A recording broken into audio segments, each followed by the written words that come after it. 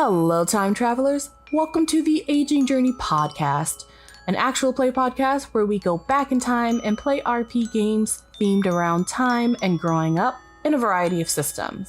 I am your game master, Tanya, and this is The Red Bridge, a children's fantasy adventure using the Kids on Bikes system inspired by works such as The Phantom Tollbooth, Alice in Wonderland, Jumanji, and The Wizard of Oz. We are playing Kids on Bikes, a tabletop role-playing game that allows players to explore a mysterious and supernatural world set in a small town during the 1980s and 90s. Our players embody characteristics called tropes and roll dice based on their brains, brawn, fight, flight, charm, and grit. The higher the stat, the better their skill. Each player has a top stat where they roll a d20 and a bottom stat where they roll a d4. In this game, dice explode, where if you roll the maximum on a die, you get to roll again, infinitum. Our players for this campaign were made from scratch, and tropes are custom. There may be mature content depicted in our gameplay, but the players and I are using safety tools, and all content warnings will be in the description below. You can listen to the audio of the podcast on Spotify, iHeartRadio, Amazon Music, or the Aging Journey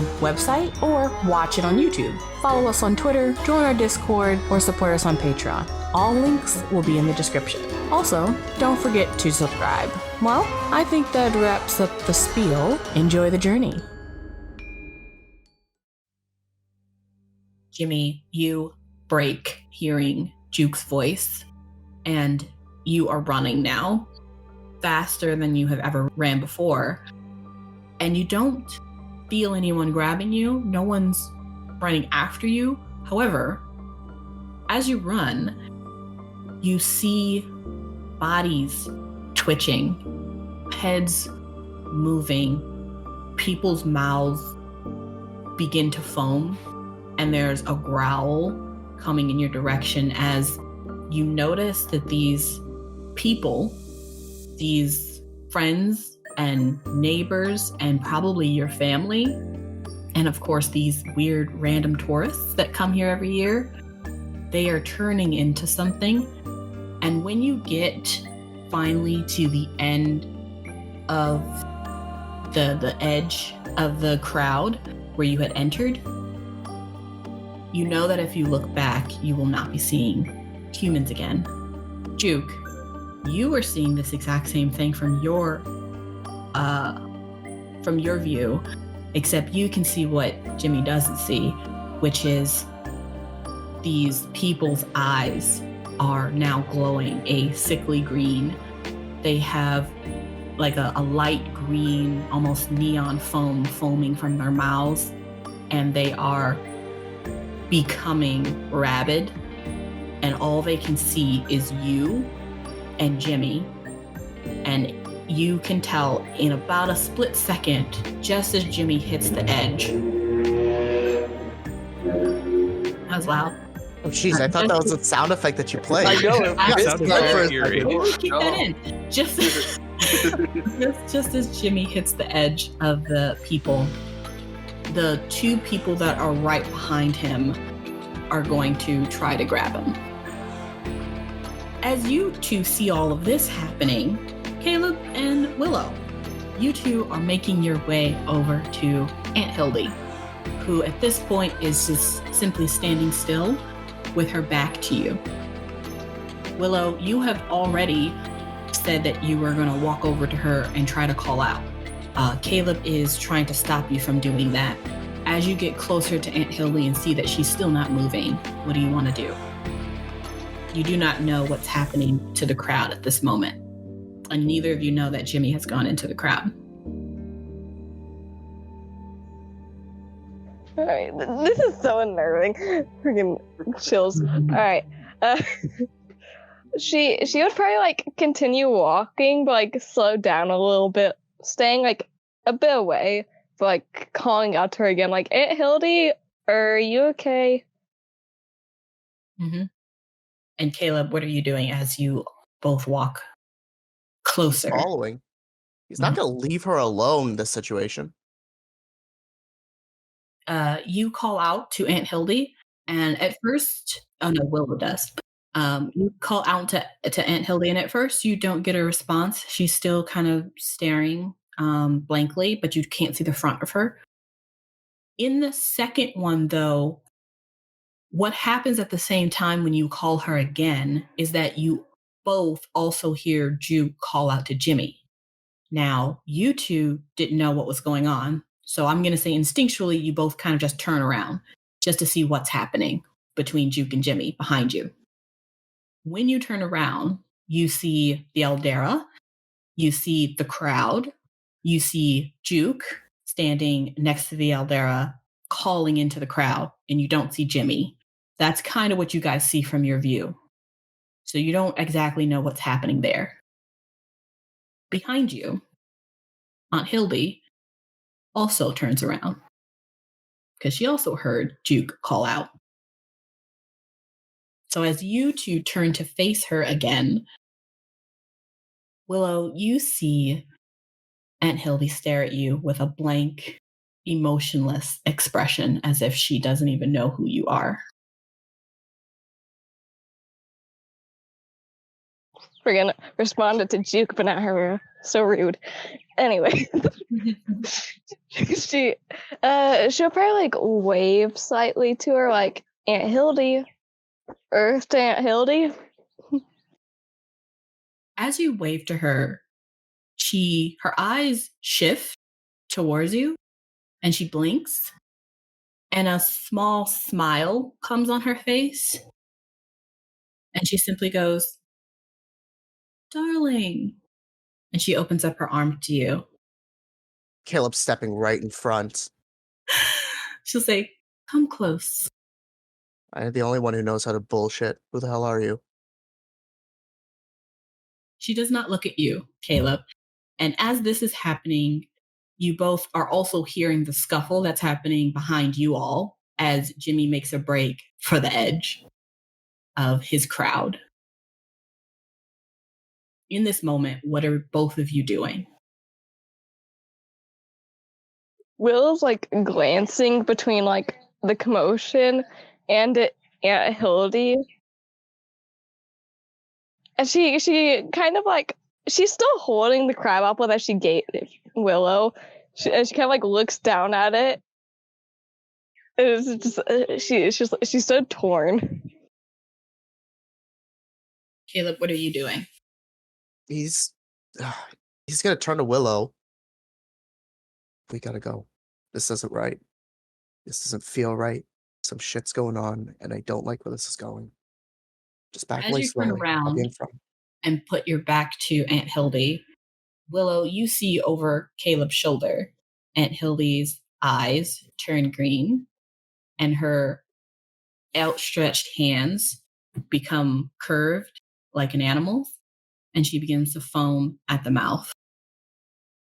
And she is going to try to grab Caleb. Now, in this moment, we're in the fun part. We're going to have everyone make a decision on what you're doing in this very second you understand that someone is going to attack either you or someone around you. So I need a fight or flight depending on what you're doing. If you are fighting, you're fighting. You are going into the fray. If you are flighting, you're running. You are trying to get out of the situation. And you can make either one of those decisions right now. Could she throw the candy apple at her, Aunt Hildy, and just run? It was like, here's the candy back. That's going to be a fight. You certainly can do that. Okay, we have one fight for Willow. Can I get a better idea of like the surroundings? So like Helen and I are by the train. Is there like, is it like crowd on one side and then we can like have a clear exit on the other? Or are we still kind of surrounded? So I will say that you're next to the train. The train has one entrance, really, because they blocked off the secondary entrance near the back. So you can get into the train, which is in the center, but then that will be like a choke point. But there is no crowd right next to the train because everyone is at the stage. Okay. So that's open to the left of you.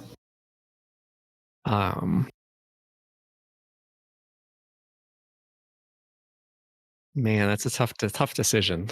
Hmm. Caleb, what are you doing? Do I know that Aunt Hildy's literally coming after my throat?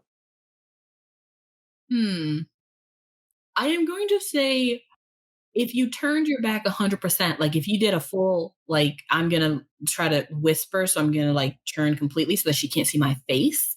No. I'm going to say no. If you were trying to keep an eye on her, that would be different. 100%. It was just a glance at Willow, just so she knows he's speaking honestly. Okay.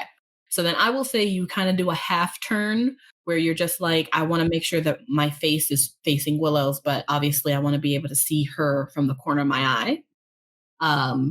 So you would kind of see her coming at you, but it would be probably too late since she is pouncing on you to do anything offensively, but you can defend yourself if Okay, that's what you want to do.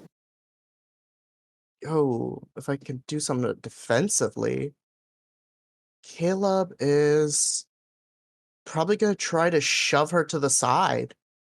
Okay, that sounds like brawn more than fight, unless you want to try to like. Can I defensively deck her in the jaw? Okay. Oh, So okay. we have two people going into fights. Gotcha. Jimmy I and just, Juke. I'm just like throwing the apple at her and running. Like, take Well, the apple. I know you liked it. Are you trying to harm her with the apple, or are you trying to distract her and run? Because that's Try and different. distract her. Okay, so then you're doing flight. Juke and Jimmy, what are you guys doing? What's your plan, Jimmy? So Jimmy's gonna turn in a panic on the people who's lunging at him, and he's just gonna hold his ground. So whoever's coming close, he's gonna try and, because he's short, punch him in the gut. And then if he can make space for himself to run, he'll run, but... All right. It's down to you, Juke. Juke's not a hero. I think there's like a long pause of like, do I go in and help Jimmy? But I'm gonna like scoop up Helen onto my hip and run for it. Okay. So are you trying to run? Just out, like getting out of there. Okay. Where are you going? Like out of the festival. Oh, you're trying to get to the entrance? Yeah. Well, that would be the crowd is between you and the entrance. Okay. Or like, yeah, farther into the park, I guess. I mean, away from where the people are. I don't want to get stuck inside of a train. I want to like get away from the crowd. Okay. So you are running back towards basically the Ferris wheel, which is at the end of the park that was empty. Yeah. Now, I will say that what's your plan for like getting out of the park that way? I don't have a plan. Okay. Jump a fence. I don't know. Whatever. We will say you're doing flight. Willow's doing flight. You both are just trying to run in the opposite direction of danger. That's all you're trying to do right now. And Jimmy and Juke, you guys are gonna, or Jimmy and Caleb, I think. You two are going to stand your ground and try to get a hit on. He just wants to like get some distance before he can start running, because there's no way he can fight all of them. We can already tell. Okay. Similar for Jimmy. He just wants to make sure the people who are on his tail now are not. Okay. So, where are we? So, let me pull up the stats. There's going to be a post. Aunt Hildy has stats. Hell yeah. Let's start with Jimmy. You have 2 on you that are right behind you just because you were in a crowd. And so the 2 that were standing on the edge, I'm going to say they are 2 teenagers. So they're not adults. Okay. So they are not as fast probably, but they are going to try and grab you, which for them would be brawn. And then you are going to try and fight them off, right? Yeah. Using fight. Okay. Yes. Roll your fight, and I will roll their brawn, and we will see what happens. 13. Okay. Ooh. Okay. The two behind you, one got an 8 and the other one got a 17 on a d20. They are both going to try to grab you. One of them you are able to... What do you want to do with one of them that you do hit? So when I want to like hit it in the stomach and double it over, or double them over. Yeah. You give it a good uppercut in the stomach, and it hits it pretty hard to where it kind of doubles over, and it does take a moment before it's going to be able to come back from that. The second one is a bit of a taller teen, and they are going to try and grab you as well. What do you try to do? For that one, let's see. I would say if I see like they're just reaching out to grab me, I'd try to probably bat their arms aside, but fiercely enough and going more towards like where the elbow is. Let's have you roll another fight. All right. 14. Okay. Don't forget to take an adversity token. So you, what did you want to do with it? Wait, could I pump some adversity tokens into this? Yes. You Always. get a +1 on that too. Oh, Yeah, you get a +1 on your fight. Okay. So I'll pump 2 to make it a 17 and match it. Okay. So what did you want to do to that one? That one's is it just reaching out for me? Yes, it's just trying to grab you. Okay. I will. Is there anything lying nearby that I could grab and basically try and slam them in the arms? Oh yeah, there's all types of crap on the ground because it's a festival. There's probably like one of those like glow stick toys. All right, yeah, I'll grab that and bring it down really hard on their arms as they reach for me. Okay. They reach out for you and you smack them with this hard plastic toy, and it bruises their arms and they double over themselves. And it's going to take both of these people a couple of moments to get back to their feet. But in this swarm of you fighting these two people off, you see behind them many other people turning into these rabid humans, and they will also be coming for you in a moment. Juke, you are making a run for it. Go ahead and roll your flight. And I am actually going to roll because something else is going to happen while you do that. That's a D8. And I got a 4. Okay. As you run... Okay. Oh my gosh. Come on. Oh, Uh-oh. That's a natural 20. That's roll scary. with disadvantage, maybe. Yeah. Okay. Really hitting As both you- ends of the spectrums there.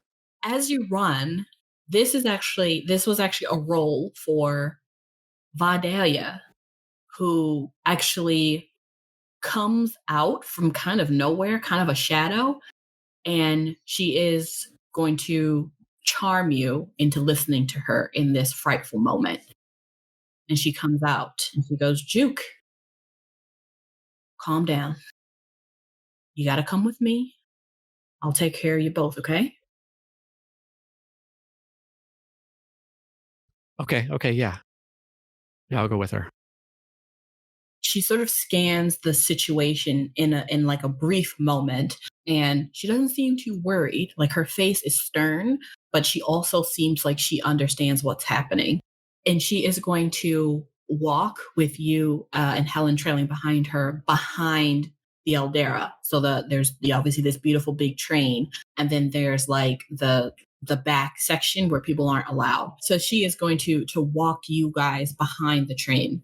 As this is happening, Willow and Caleb, Willow, you are trying to distract and run, so go ahead and roll your flight, and is going to be, well, she's not going for you, so just go ahead and roll your flight to see how far you get. We'll just make it a DC 6.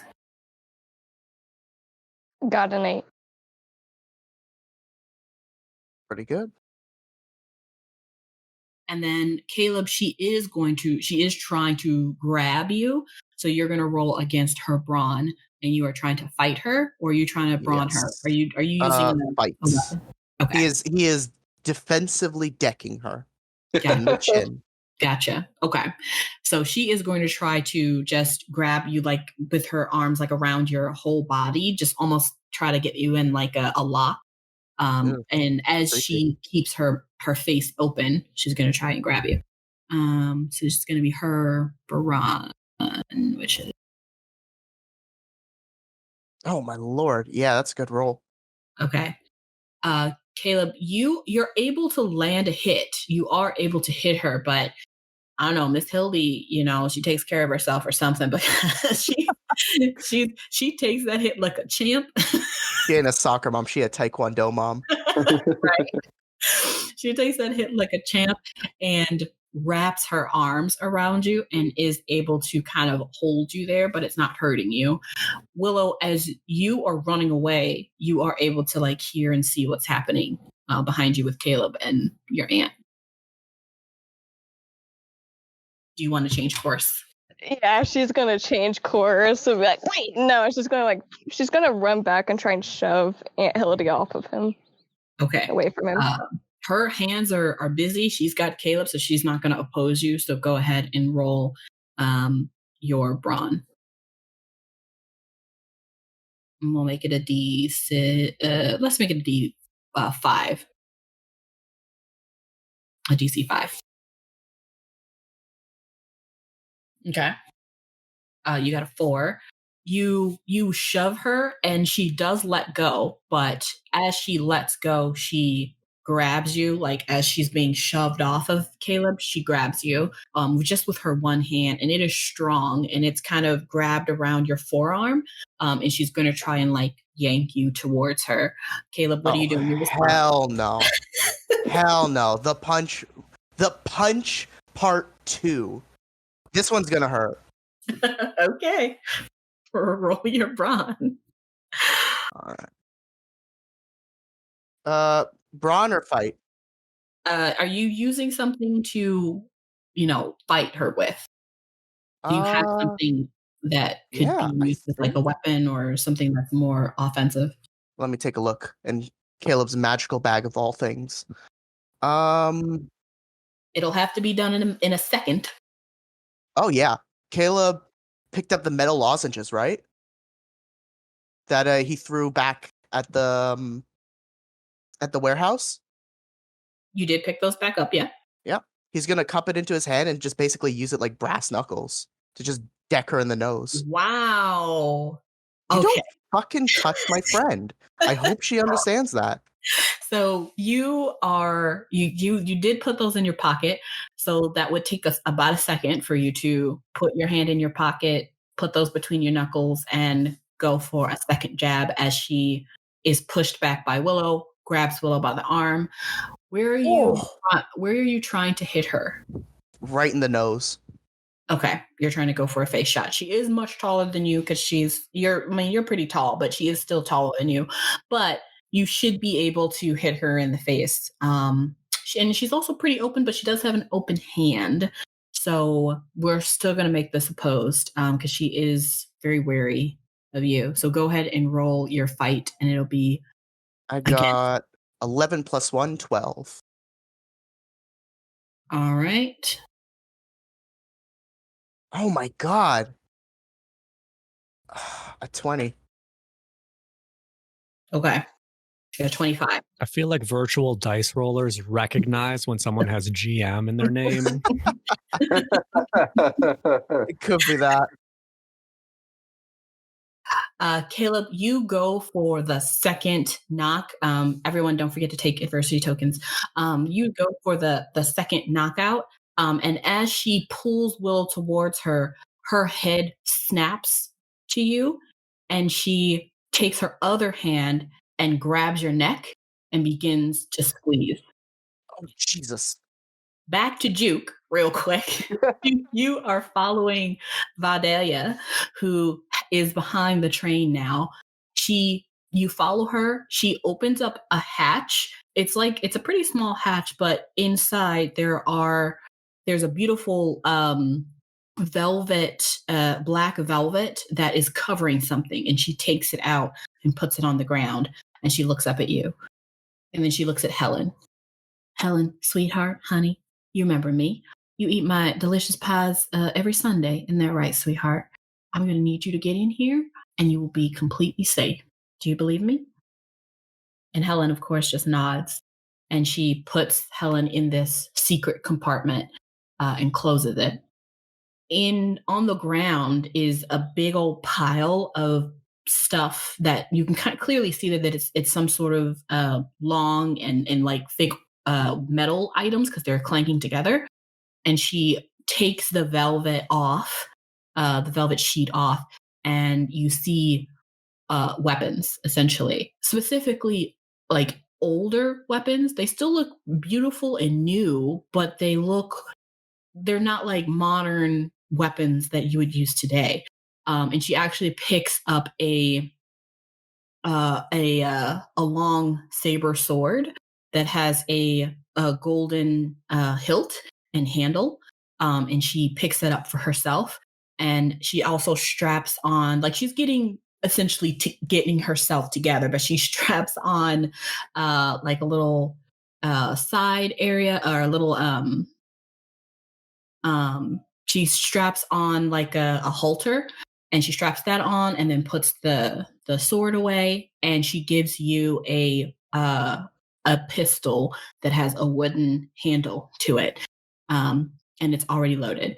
So she gives that to you, and she says, "Now, I'm not expecting you to use this. However, you shouldn't need to.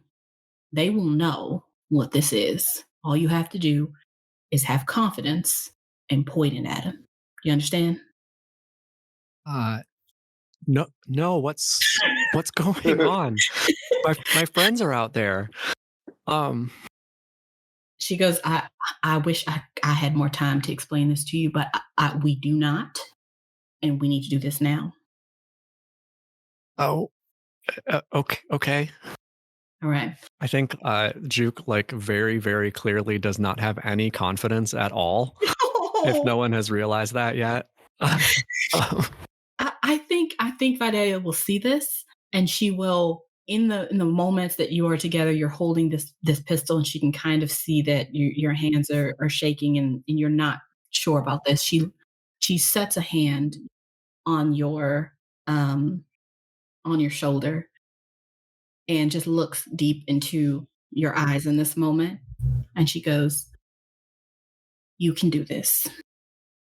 And she's going to give you a little inspiration in this moment, but also you are going to start to feel like, while you may not have the confidence to fix this situation or even save your friends, you can at least trust that she is going to save you guys.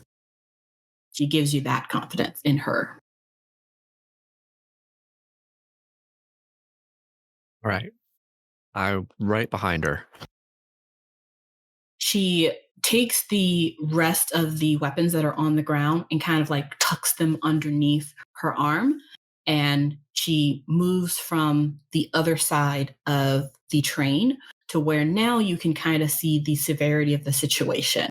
You clearly see that Caleb and Willow are in a hand-to-hand fight with Aunt Hildy. You see that Jimmy is fighting off two rabid humans, but more are descending upon him. And you see that the entirety of this festival has been infected with this, whatever this is, because of these damn green crab apples. And it is just you and Vidalia, you with your pistol that you have never used before, and her with a saber and an arm full of weapons to do something. Caleb and Willow, you are in hand-to-hand combat with Aunt Hildy, surprisingly. And Jimmy is in hand-to-hand combat with two random teenagers. Juke, you have been enlisted by Vidalia to do something about holding out a gun that you've never done before, and that's supposed to save you. I think I heard her say I'm supposed to shoot a bunch of people.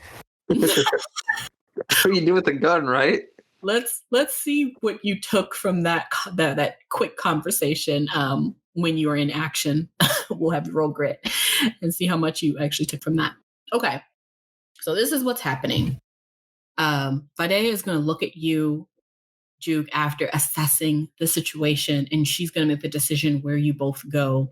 She's going to look at you and go, all right, I'm going to go help these two. And she kind of points to Caleb and Willow. You go help your friend over there. And she points to Jimmy. All you got to do is make sure that you two get back to the Eldera. All right? Yeah, got it. All right. She looks at you, gives you a nod, and takes her saber out of her harness and walks towards Willow and Caleb. As you watch her, Juke, right before you're about to go to your task over to Jimmy, you watch her walk almost slowly but quickly at the same time. She is almost gliding, her long dress kind of dragging on the ground, and you can't see, her shoes or her heels. But when she takes one step, just one stride, she seems to move twice as fast, but she isn't moving any quicker. It's a strange thing to see with your eyes, and you don't quite understand what you're looking at, but you clock it as something just like the rest of this day, way strange. Yeah, not the weirdest thing that's happened today. No. And then you go over to Jimmy. Juke, what do you do when you get to Jimmy and see that he is fending off these two creatures, but there is a crowd behind them trying to descend on him? I'm going to take a deep breath. I kind of try to hold on to that confidence that Vidalia inspired in me, and then rush forward, hold out the pistol, and say, "Leave him alone, please." My heart. Jimmy, yeah, you see and hear this. In response, the creatures, or the humans that look like creatures now, they look up at you, Juke, as you say this, and see the weapon, and they almost recoil. Not necessarily in fear, but almost in disgust, as if they don't want that thing anywhere near them. And the crowd begins to sink into themselves, but only slightly. They are very aware that if at any point you were to lose or put down the weapon, they would still pounce. And Jimmy, you now have a little leeway. Okay. I'll book it to the train. Okay. You both book it to the train, Juke keeping your weapon out. Let's go over to Caleb and Willow. Caleb, you are being squeezed by the neck by very powerful hands. And Willow, you are being grabbed and your arm is starting to bruise as your Aunt Hildy is squeezing your arm just as hard as she's squeezing Caleb's neck. And both of you are desperately trying to get out of this grasp. As you both do this, you first hear a sound, and then you both simply see Hildy sliced in two, and her body flops to the side, spewing blood everywhere. Willow, I'm going to need you to roll grit for seeing this horrific display of your aunt being sliced in two. Oh my It's going to god! be 15, honestly. There's really no getting out of this. Today we gain trauma. Okay, well, that's actually still not that bad.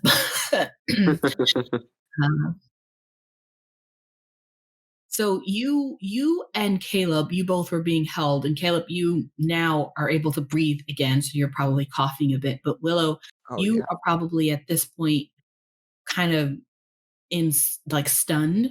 you've been let go, but her hand was still grabbed onto you when that part of her body fell to the ground. So you probably fell with it, and you were just staring at your aunt in disbelief.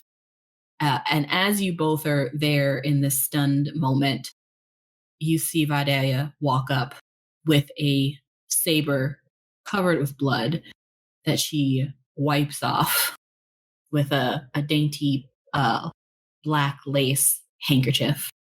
And she goes, I'm sorry about that, honey. You too. Come with me. Yeah, sure. Why not? Come on, Willow. We gotta get out of here. Willow's just in a state of pure shock. She's just staring at her aunt. I know. Caleb's just gonna half hug, half pull her to her feet, and just kind of like try to usher her away.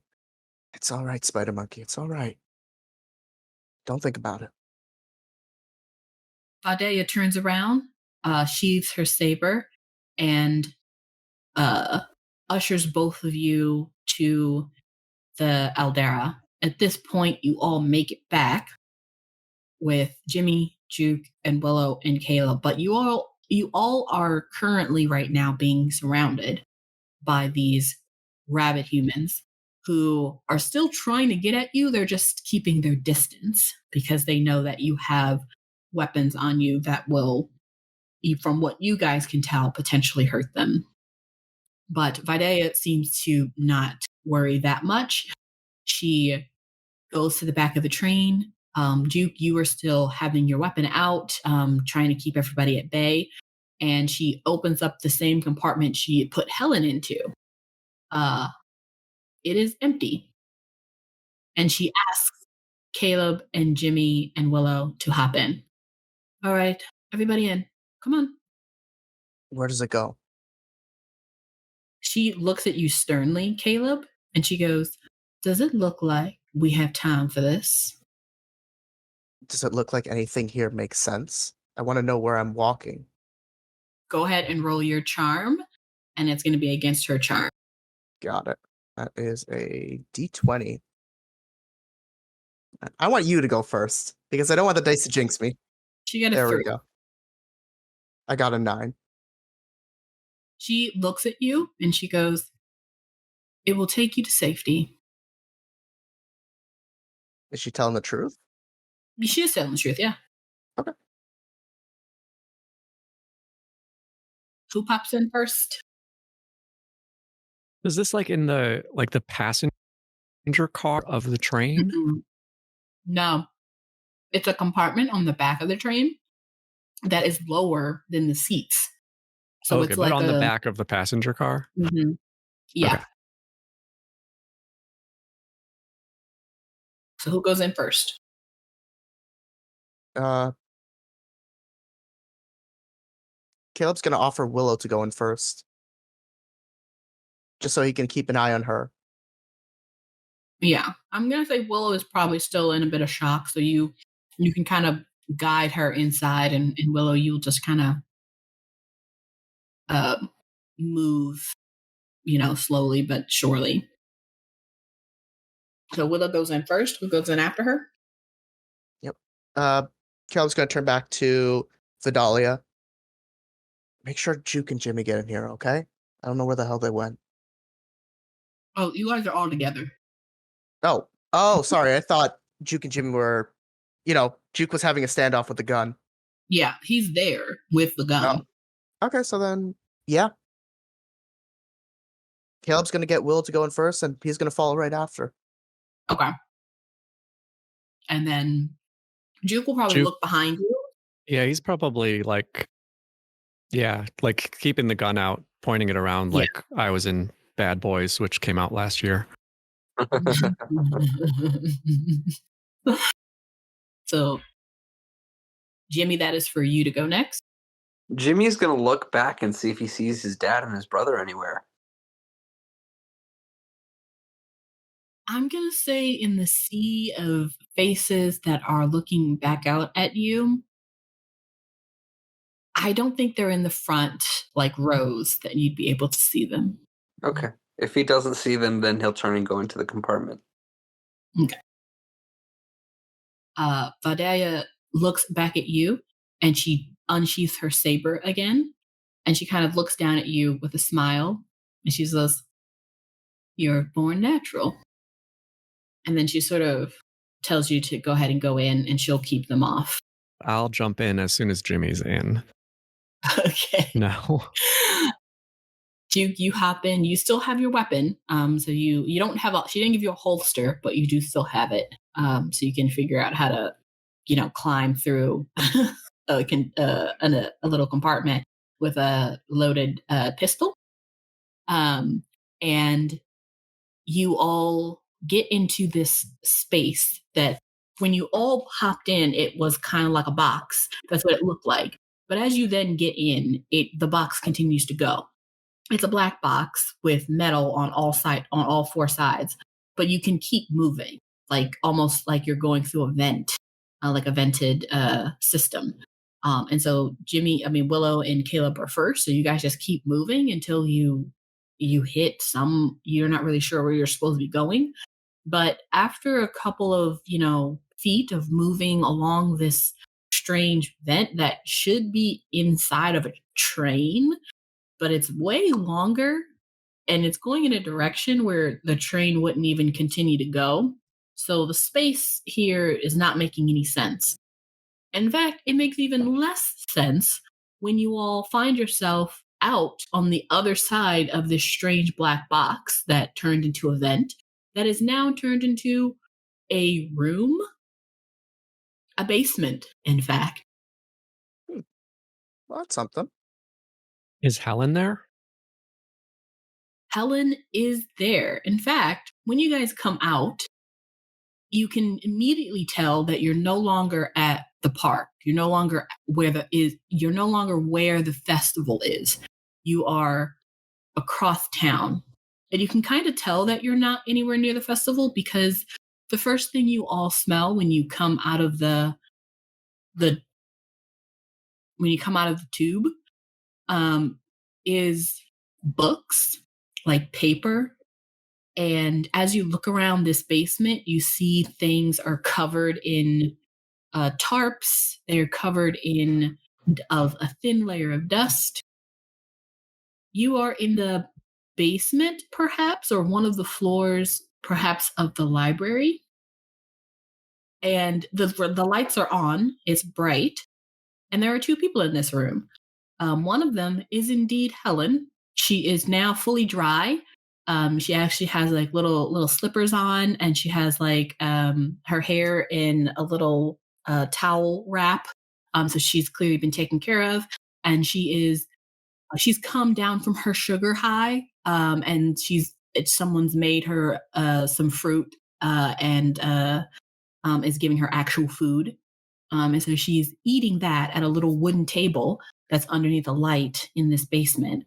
And as she kind of looks over at you guys, she kind of smiles and she's kind of kicking her feet under the table, and she kind of just waves at you. She, remember, has no idea what actually went on at the festival. She just knows that she came here, got some actual food, and has just been waiting for her brother to come back. And on the other side of the table is a man only one of you has seen before. He is a very old man who is a bit hunched over.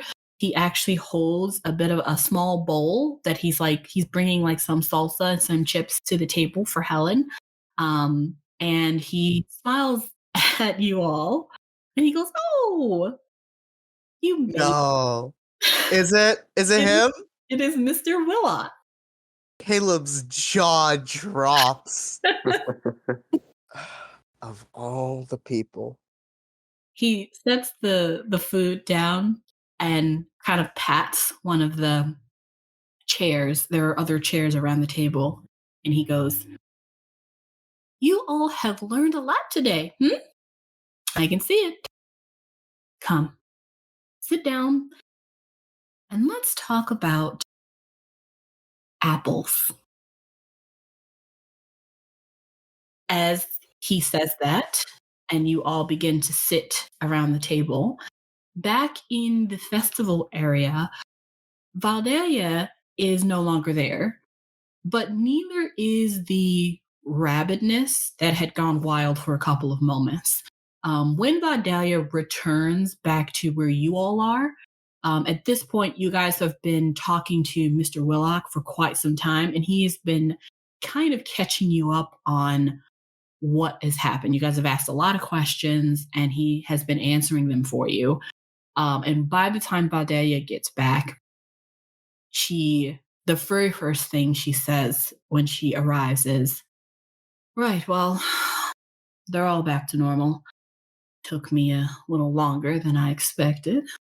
And she kind of smiles at all of you. I suppose you all have been filled in. Good. And now I'm going to actually fill you in. So, what you guys actually talk about and what Valdelia continues to talk about is that there is indeed something wrong with the apples, but not just the new batch of apples. There's actually been something wrong with all of the apples that have come out of the orchard for many, many years. She talks a little bit about a book that she says you guys could find in the library. That's called The Atrocities of the Apple Nuns.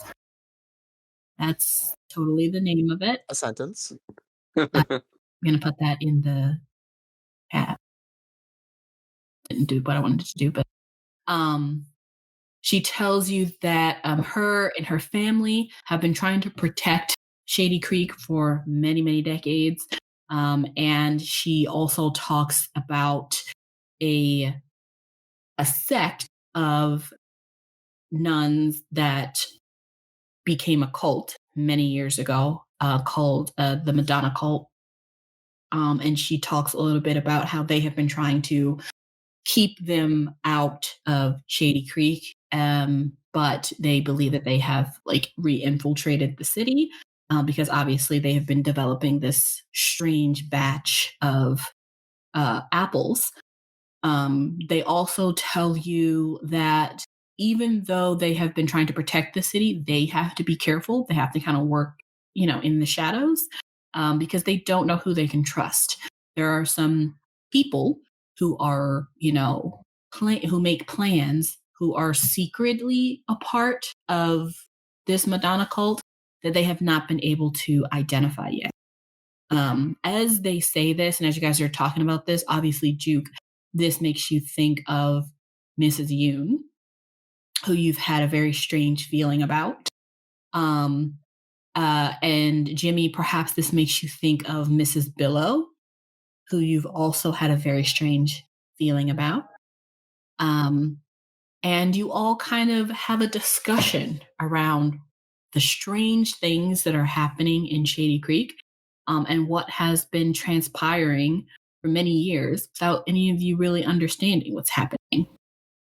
And then finally, as we kind of catch up to the end of the conversation, the big question that you all are really interested in is what happened to your families and what she means by they're back to normal. So that is where we'll kind of pick back up in game. Lots of twists and turns here. It's fun. It's fun. Yeah. Oh yeah, Mrs. Hildy is I can't even answer that. Okay, that was like 5 people at once, and I didn't hear anything. So let's try that again. That's how kids are like, though. Yeah. Everyone starts talking at once, and Vardelia's kind of like, whoa, whoa, whoa. I didn't hear any of that. So let's start one at a time. Willow? What about my Aunt Hildy? Well, she's alive. Sort of. You'll see her again. She just needs to recover from her ordeal. And as she says this, she sort of pats you on your head. And I want you to make a grit roll, DC 15. You feel the warmth from her head kind of almost envelop your mind and the back of your head and all the way down to your neck. It almost feels as if someone's pouring like warm water over your head, and you are instantly calmed, and you simply understand that Aunt Hildy isn't dead. That was some sort of illusion you saw, and there was a mistake.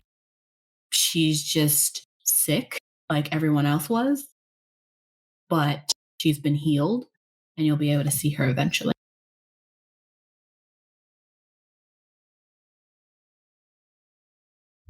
She just kind of stays quiet after that. Just like nods slowly. Just like, okay. And then she turns to the rest of you. So Juke's been quiet like the whole time, and now is like, wait, and looks at Caleb, then looks at Vidalia, like a super serious look on his face, and he says, if everyone's okay, are they still doing the open mic tomorrow?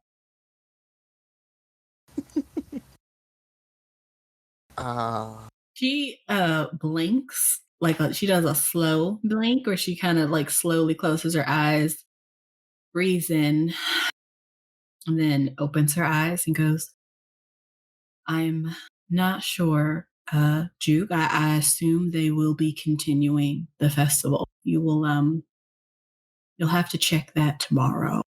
If we could stay on task, though, this was a serious issue. We've been trying to avoid something like this happening for many years. We didn't expect this. And unfortunately, and she kind of looks at Jimmy as she says this, it seems like this has been going on for quite some time. Will everyone be okay? Of course, honey. We will fix them. But we can't have this happening again. We don't know if we'll have the time or be prepared for it. Or they could actually create a version of these apples that we can't fix.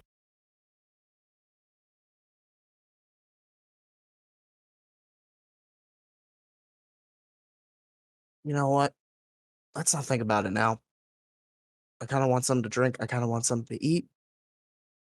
We'll talk about it later. Sound right? Are you talking to yourself or are you talking to the group? He's talking to the group. He's trying to like change the subject because everyone seems a little bit down and low. Just trying to put it aside for later when everyone's had time to think about it. Okay. What's everyone's response to that? Ro kind of just remains silent. Just standing there. Like, Jimmy is quiet, but you can see he's steaming on the inside. No one's saying no, so So did they like eat the apples? Like, why didn't it happen to us? So Vidalia explains that she was standing there at the entrance while you guys were on the Ferris wheel. And she does explain that, yes, what happened was the president of the planning committee was introduced by Mrs. Yoon. And she introduced him on the stage. He came on stage. He gave this beautiful speech that everyone was up in arms and happy about. Something about, this being their, like, actually, let me find exactly what he talked about. Here we go. He talked about how this was the 57th annual Crabapple Harvest Festival. He talked about how he was proud that they have been carrying on the tradition of the Madonna Covenant of harvesting the naturally grown crab apples for over 5 decades here. He thanked, the Shady family. He thanked Vidalia personally. He thanked the Owens family, who currently run Silver Creek Orchard. And then he thanked the ancient sisters of the Madonna, of which then he introduced someone named Sister Glenda, who had traveled all the way from Texas to be there, to give like a personal thank you to her, as she is one of the last surviving members of the Madonna. And that was the old woman, Caleb, you saw, who was trying to be ushered off stage. She had been, brought on stage to go to the mic when everything broke loose. And in the moment when the president was giving his speech and everybody was excited, he also announced that the Creek Orchard had a new variety of crabapple. That was now like the Shady Creek variety. Like they had been working on a variety that would specifically be a shade focused, had specifically been bred to be like a Shady Creek variety that they could kind of like market and then like sell, across the United States. And they were introducing that today.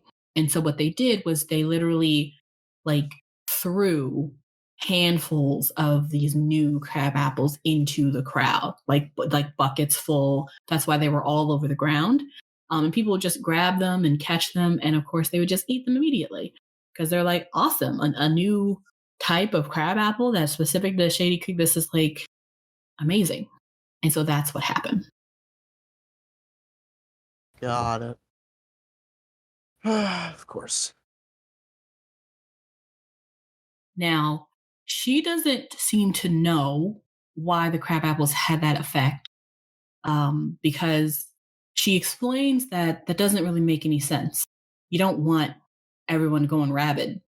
Like, what would you do with that? Like, how would that help your cause as a cult? Essentially, she's not quite sure what that was. She believes it was a mistake. Like, this is a prototype that they've been working on that they thought they had perfected.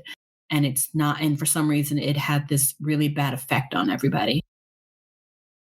And then as she's talking about the bad effect it had on everyone, she kind of looks over at Willow and again, kind of back to Jimmy. Now, I've not tried this new variety as I didn't even know they were coming out with it, but if someone had tried it and hadn't been affected by it, perhaps that would tell us a little bit more about what these things were supposed to do. Well, I've seen the apples before. A couple times. I was in the orchards a while back, and the apples were certainly strange. Strange how?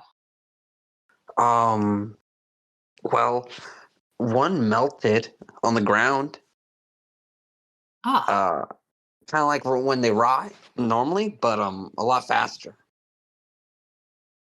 Interesting. Did anything unusual happen? I mean, I was talking to one of my soldiers, and he was talking back. But that's not too unusual, is it? But Vidalia kind of does a slow nod looking at you, and she just kind of goes, that would actually be considered quite abnormal, Jimmy. But good to know. Has that happened since? I mean, that hasn't happened since, but I mean, Willow ate one of them. She turns to Willow. When was this? A couple weeks ago. As you say this, she doesn't move or say anything, but you immediately feel someone is standing next to you, and it is Mr. Willock. You don't remember him moving to your side. He just simply is there. And he is smiling down at you. Oh, and he kind of like grabs your hand and pats the back of it. It's okay, dear. We all have eaten strange apples in our day. Mm-hmm. And as he's holding your hand, you can feel that same warmth again. But instead of it being pushed into your hand. It seems to be being pulled from your hand. And after a second, he kind of looks over at Vidalia. She's fine. And he kind of looks back at you, Willow. You're going to be okay. And Vidalia sort of sighs. She just goes, okay. This has been a long day for all of us, I think. Perhaps we need a break. Go home. Try and forget this day ever happened. We just go home, don't talk about it. Like, what are we supposed to do?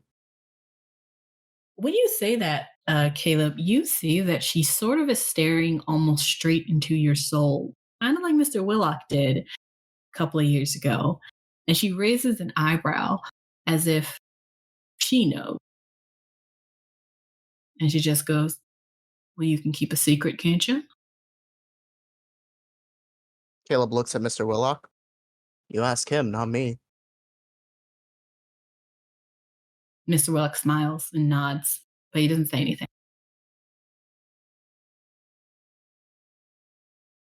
Okay, I got a second question then. How long do we have to wait before what? This happens again? Do we have to do something about it? Like, I don't know if you've noticed this, Vidalia, but we're kids. This isn't exactly what we put on our diaries. Well, I'm not asking you to do anything, honey. Go home and forget about it. Unless she kind of like looks at you again. You are proposing to get involved of your own volition. You know, I gotta think about that one. I'll sleep on it. She sort of gives you a smug look. You can't tell at this moment if she likes you, if she hates you. She's a hard one to read. Strangely, that's a familiar thing. Yes, but you feel some sort of a kinship here. Congrats, Jimmy. There's a new rival you can team up with. And then she looks to the rest of you, and she looks particularly at Juke and smiles very warmly. You were a hero today, young sir. You keep that. She points down at your gun. In case it ever comes in handy again. The gun. Yeah. Enjoy. She's an adult. She can do It's the 90s. It's a 90s movie. I think I look like really uncertain and just like, okay. She kind of looks at Mr. Willock and then looks at the rest of you. She doesn't say anything to him, but they seem to exchange a glance at one another. And then he looks at all of you again. All right, folks. Feel free to take some chips and some salsa, and don't take some of those tortillas over there. I don't want anything on the table. You guys take some leftovers, and I'll make sure you all get home.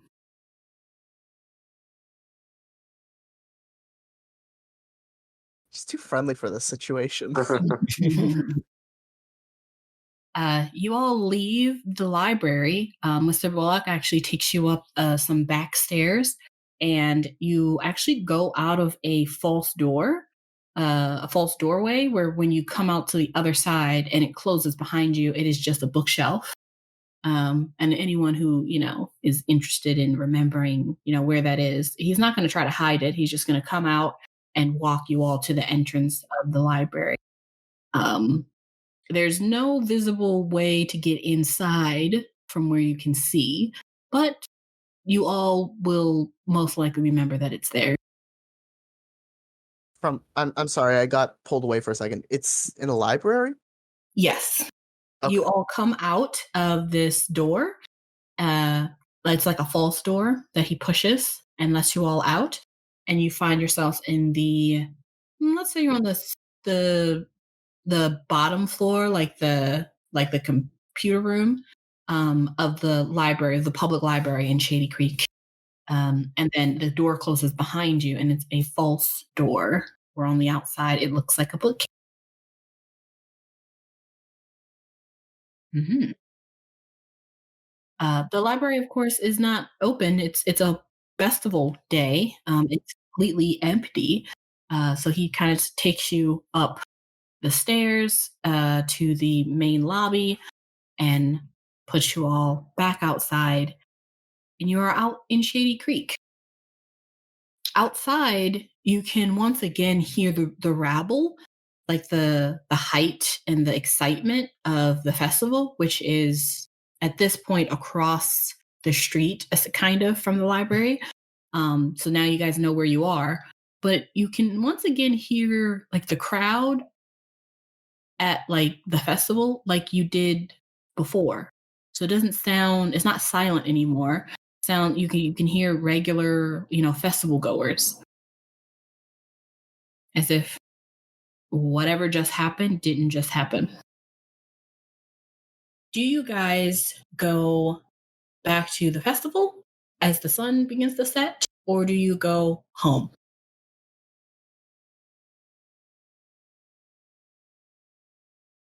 I think that I made a plan with my parents that if I didn't catch up with them at the festival, I'd just meet them back at home. So I'm going to say, come on, Helen, let's go home. As I'm kind of walking down the steps of the library or whatever, I'll turn to Caleb and be like, make sure you keep practicing the that end part of the song for tomorrow. Oh yeah, absolutely, man. I'll be ready for. He kind of pauses for a second, just thinking. What's the name of the song again? White Rabbit. Oh yeah, that song. Yeah. Helen has completely come down from her sugar high and she's crashed. So she is kind of leaning on you, kind of doing that thing that kids do where they're really trying not to walk. So they're going real slow and like leaning on you, just waiting for you to get tired of trying to get them to walk so you'll pick them up. Yeah, I'll probably go piggyback. Mm-hmm. And I'll turn to Jimmy and Willow and also kind of like pause and be like, see you guys later. See you, man. Yeah. You all disperse. Caleb and Jimmy and Willow, where are you guys going? Home or the festival? I think Caleb wants to go back to the festival, but more depends on where Willow wants to go.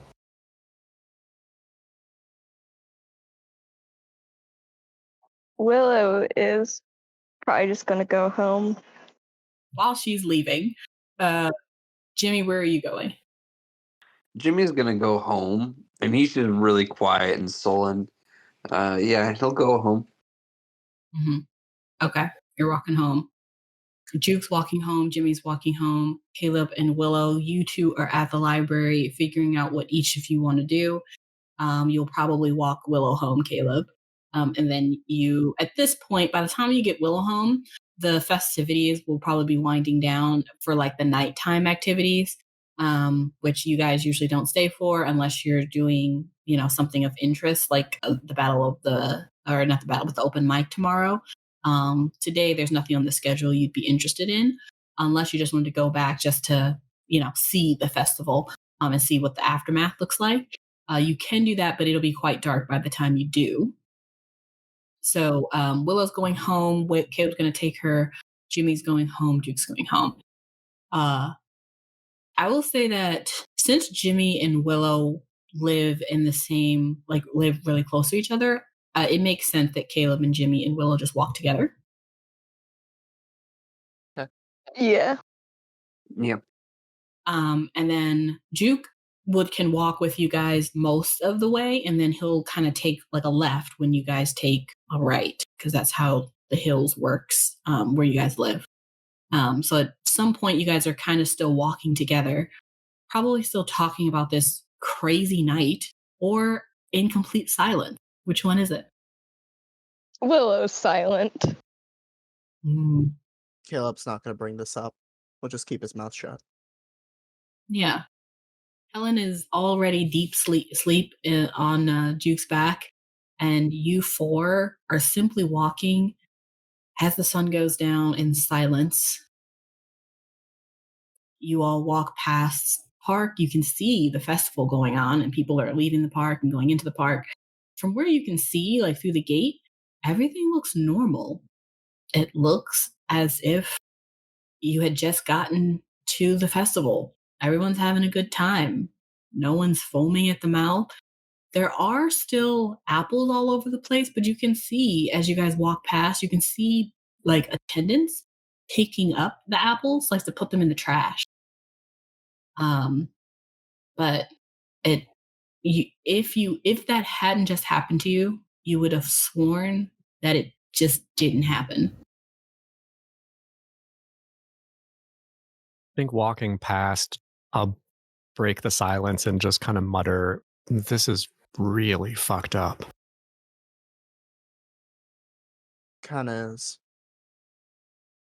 Juke, I will say as you walk past, your eyes kind of looking around like everyone else, you guys are already kind of past the festival at this point. You do see again Mrs. Yoon.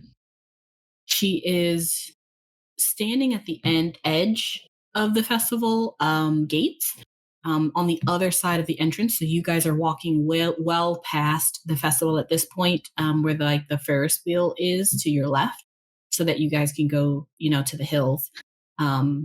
And you kind of can see her, and she's standing talking with someone. You don't see the person she's speaking to, but you can see that she's standing there. And again, she also looks normal. She seems to be handling things. You don't see Linda, but you at least notice her standing there as you all continue to walk. In the hills, the street lights begin to come on, and it's quiet again. You can still kind of hear a little bit of the rabble from the festival, but it's pretty quiet at this part of town. You guys go to Willow's next to Clem Woods and drop her off. Jimmy goes to his place, and then it's just Caleb and Juke. Juke needs to go a little further with Helen, but he's going to make his way, and then it's just Caleb going back to... Now, Caleb, at this point, as everyone has gone to their house, what decision are you making? Are you wanting to go back to the festival, or are you wanting to go to your house? I don't think he knows, truthfully. Going home is just going home, but I think he's just going to sit on the sidewalk, fiddle with the cube a little bit more, try to take his mind off this. Mm-hmm. That's all he really wants to do right now. Caleb, you're sitting on the sidewalk, the street light right above you. It's fairly quiet, except for you can still kind of hear some of the stuff happening at the festival far away. Everyone is home. You're kind of there alone, and you are fiddling with your strange box given by Mr. Willock a couple of years ago, and sort of just thinking about all of the things that have happened recently. And as you fiddle with the box, you hear a click, and then you see that one of the pieces that you've pulled out, you can't push back in. Of course, it's fucking broken. He's gonna try to look in the piece, see what clicked. Maybe he could try to push it back into place. You don't see anything inside of the crevice that is open. And you also can't open any of the crevices to the left or the right. You can slide a piece that's in front of it, but it doesn't really let you do anything else. What it looks like is just the regular cube, except for one piece that you've pulled out. It's just permanently stuck open.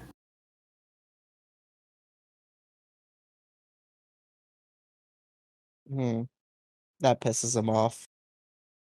It's not okay because he's been messing with this thing for a while, and now all of a sudden it's doing something that he can't fix. Mm-hmm. Yeah, it makes sense. It would make you're really stressed right now, and almost anything could probably make you angry. As you're feeling this, go ahead and roll grit, DC 15. Oh God, that's a high number. Okay, I got a grit D10. Let's see how this goes. I don't want to throw the cube, but at the same time. 10. Ah, damn. That is a 9. I think it's appropriate that things are now kind of coming to a head. You've gotten a lot of information, but no answers. And then as you're sitting there, you keep hearing in your head what Vidalia said to you. If you want to do something, are you going to do something? You said you would go and think about it. And there you are, fiddling with this damn cube again with a whole bunch of information. No answer.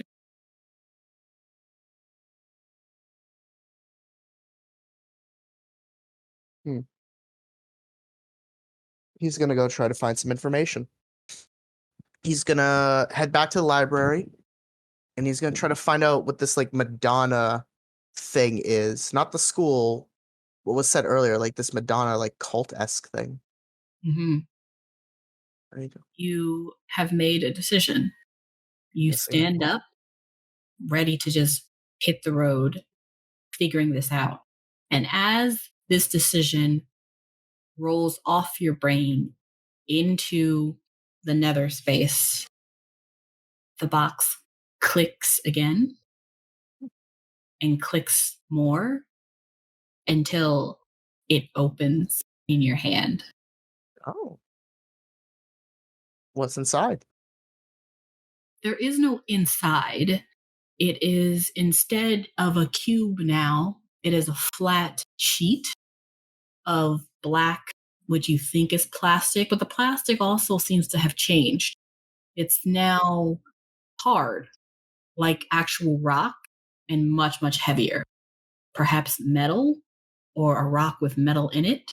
It's changed its composition, and it's also gotten slightly smaller. So now it fits in the palm of your hand. It is a piece to something you don't know. Interesting. Yeah, he's gonna put that in his bag. As you put that in your bag, you are about to continue your walk to go back to the library, and you look up and you see something staring at you across the street. It's not scary. It's just weird. You've never seen a black bunny out here before. And that's where we'll stop for today. And that is the conclusion of the first part of season 1, first arc. Right. The first arc. Mm-hmm. Sounds about right. Good job, everybody. Fun times. Were they though? They absolutely were.